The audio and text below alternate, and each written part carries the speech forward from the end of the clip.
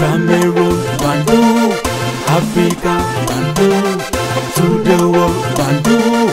Salut les amis et bienvenue sur votre plateforme. Je suis l'homme le plus noir de la terre. Appelez-moi Sa Majesté, sénateur Cletus Lunzi. Quand on regarde notre Afrique, surtout l'Afrique francophone, les amis, c'est comme si on a une malédiction. Ah oui. La rencontre entre les pays africains francophones aujourd'hui et la France ou l'Occident tout court, les amis, c'est une malédiction.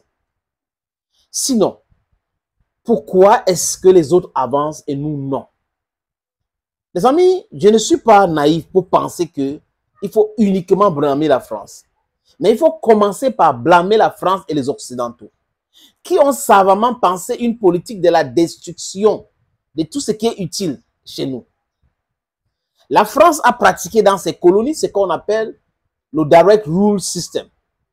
Le Direct Rule System, ça veut dire quoi les amis? Ça veut dire que c'est les Français qui partaient de l'Hexagone pour les pays colonisés, qui dirigeaient ce pays-là. On avait les gouverneurs. C'était totalement différent avec les Britanniques. Les Britanniques qui pratiquaient plutôt des Indirect Rule System. Ça veut dire quoi? C'est des élites locales qui géraient et les Britanniques étaient les conseillers. Vous voyez, c'est la différence. C'est pour ça que quand moi je parle de l'éducation francophone, quand moi je parle du système francophone, quand moi je parle de la corruption et autres, it stems from that. Parce que si votre éducation a été biaisée, ou tout a été corruption, corruption, corruption, vous ne pouvez pas prétendre développer quelque chose. Parce que dès la base, on vous a enseigné comment être méchant, hypocrite et corrompu. Et c'est le dada de la France. C'est comme ça la France. La France que les Africains ont aidé à se libérer en 1914 entre les mains des Allemands. Et en 1945, on a libéré la France. On a obligé nos parents, nos aïeux d'aller libérer la France, malgré eux. Et on a libéré la France. Juste après la libération, De Gaulle nous impose la brutalité, la roubladise, la criminalité. Et je vois certains pays africains qui tapent encore la patrie. Nous avons rue De Gaulle ici, rue ceci, ici. Il faut interdire tout ce chic-là et il faut les changer comme ça se passe à l'AIS. Dans l'AIS, au Niger, c'est changé totalement. On a des Africains, on a des enfants du terroir qui on peut nommer ces rues-là, ces carrefours-là, après eux. Les amis, regardez dans le monde, la plupart des nations ont été colonisées. La France a été colonisée 2 fois. Vous voyez un peu? Les États-Unis d'Amérique, c'est un no man's land. Du moins, c'est la terre des Indiens. On regarde quoi? L'Amérique du Sud, Amérique latine, les amis, ça a été colonisé. En Asie, le Singapour, la Chine a été colonisée. Mais pourquoi nous, on ne progresse pas? On ne progresse pas parce que on a des corrompus à la tête de nos États. On a des jouisseurs à la tête de nos États. C'est de ça qu'il est question. Prenons l'exemple des pays du Moyen-Orient. Certains ont eu leur indépendance dans les années 70. Mais ils ne sont plus que nous aujourd'hui. Les Émirats Arabes Unis. C'est un exemple simple. Les amis, Alain Foka a fait un travail formidable. Et j'ai choisi de vous proposer, les amis, juste 1 minute 46 secondes. Regardez très bien d'où Dubaï est parti et d'où Dubaï est arrivé aujourd'hui. C'est la plaque tournante des finances au monde aujourd'hui. C'est l'endroit par excellence du tourisme dans le monde aujourd'hui. Ils ont pris moins de 50 ans pour construire leur pays et nous, on a pris plus de 50 ans pour faire régresser nos pays et engraisser la France, engraisser les corrompus, des sous-préfets qui prétendent aimer le pays alors qu'en réalité, ils sont en train de s'enrichir de façon illicite, brutale, sur le dos du peuple contribuable et ils mettent l'argent là où en France, en Occident. Vous voyez pour vous les amis, cette mentalité, je vous suggère de regarder ceci. Dubaï. Il y a 50 ans, voici à quoi ressemblaient les Émirats Arabes Unis. Un bout de désert qui ne donnait envie à personne d'y aller, sauf bien sûr les autochtones les peu loin. Le plus important immeuble ici était celui-là. Il ne dépassait pas 7 étages. Souvenez-vous que le golfe Persique ne prend son indépendance qu'en 1971, soit plus de 11 ans après l'immense majorité des pays africains francophones. C'était il y a 50 ans. 50 ans plus tard, voici Dubaï. Dubaï est devenu l'un des lieux forts de l'économie du monde.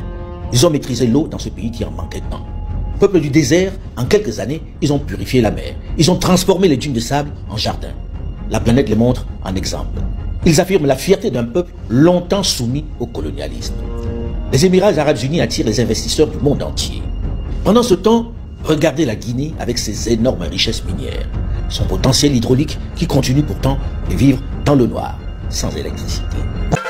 Cameroon, Bandung, Africa, Bandung, to the world, Bandung. Parce que j'ai des frustrations quand je vois mon continent tel qu'il est aujourd'hui, et je ne suis pas à l'aise et je sais qu'on mérite mieux. Regardez la RDC que l'on qualifie de scandale géologique tant il est riche de ressources, avec son immense potentiel de Inga qui pourrait fournir l'électricité à tout le continent. Il est encore le théâtre de coupures intempestives d'électricité.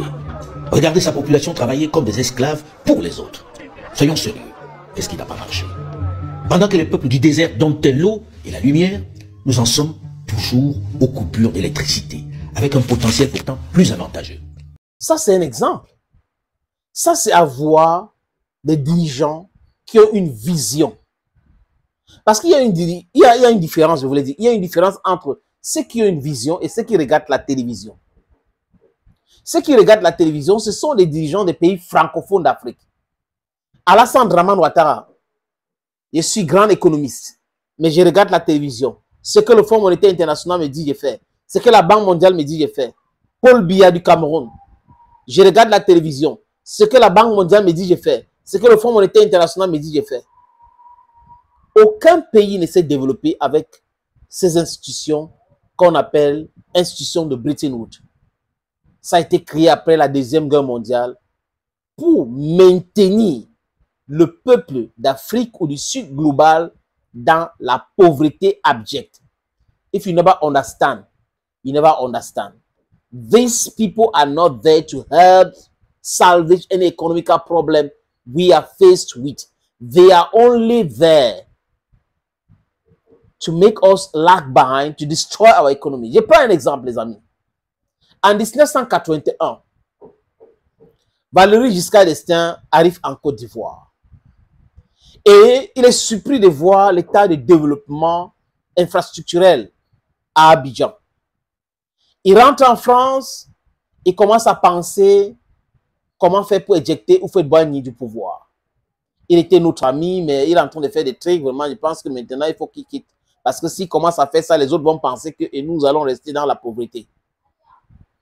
Et il a contacté Gbagbo. Il voulait donc un coup d'État en Côte d'Ivoire pour mettre Gbagbo. Et Gbagbo avait refusé. Qui ne veut pas l'infusion de sang dans son pays. Voilà comment la France réfléchit quand on parle de l'Afrique. L'Afrique doit rester dans la pauvreté. Parce qu'une Afrique prospère, c'est un danger pour la France. Nous allons nous battre, les amis, pour avoir la souveraineté. Thank you, friends, and bye-bye. Cameroon, Bandung, Africa, Bandung, to the world, Bandung.